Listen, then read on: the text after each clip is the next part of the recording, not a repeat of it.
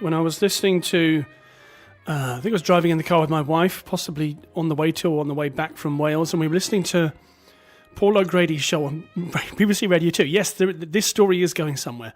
And they were talking about the TV show Bread.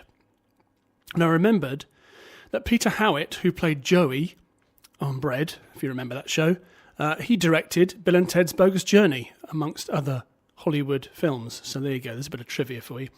Okay, this is the first... I'm going to talk about the first film on today's show. This is a film called Deepwater Horizon. It's out at cinemas right now. Directed by Peter Berg. Written by Matthew Michael Carnahan and Matthew Sand. And based on Deepwater Horizon's Final Hours by David Barstow, David Rode and Stephanie Saul. And it stars... it's an ensemble cast, so there's no sort of one standout performance. But the movie stars Mark Wahlberg, Kurt Russell, John Malkovich, Gina Rodriguez, Dylan O'Brien, and Kate Hudson.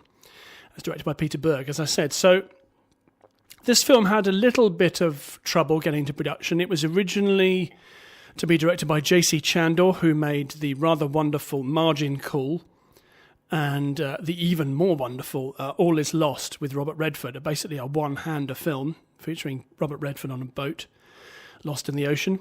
So J.C. Chandor was originally attached to this but departed due to artistic differences. So Peter Berg stepped in, who I think is a much more commercial proposition for a film like this.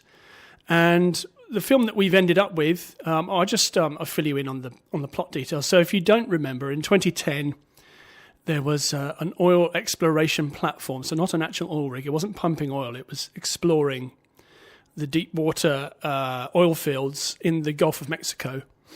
And there was an accident, and the rig exploded and poisoned the Gulf of Mexico with oil and nasty stuff for quite a long time afterwards. There were many efforts made to plug it, and eventually it was sealed up.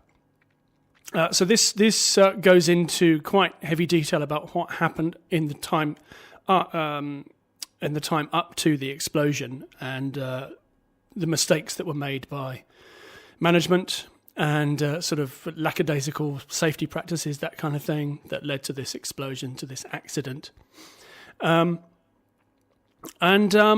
think that this is an old school disaster movie. So, if you're old enough to remember, or indeed if you've seen them on the TV recently, things like Towering Inferno and Earthquake, to a lesser extent, the airport movies. Of more recent times, we've got stuff like Michael Bay's Armageddon, the stuff that Roland Emmerich makes. So this film is kind of treading a line there, and although it doesn't shy away from giving the corporate folks responsible a bit of a hard time, what it's looking at here is being a bit of a disaster movie, and in that way, it works rather well.